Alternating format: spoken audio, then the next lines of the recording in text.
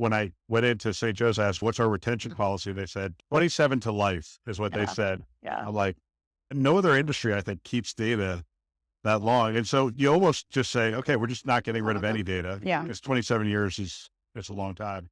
And so you retire these applications. We talked about one way to access it, but some of these applications have interfaces and things, and it's live data. You still have to act on it. So the data that we are archiving current state is the retired data because we're using a new system. And so what we did in the beginning was really form a governance on defining what is a source system. A lot of times you have a lot of applications with the same data. And one of our primary goals on the program was not to duplicate data in the archive. We're already duplicating it out there in the ether and the live production sites, which is going to have a cost eventually.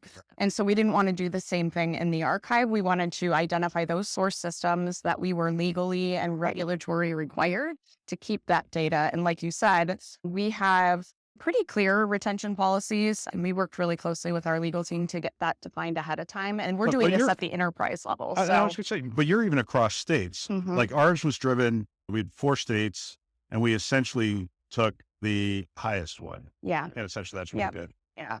And we have something similar, but what our legal team's approach is how much risk are we willing to accept? And Right. so we're generally a risk adverse industry, but there is a time when that risk is greater to keep the data than it is to not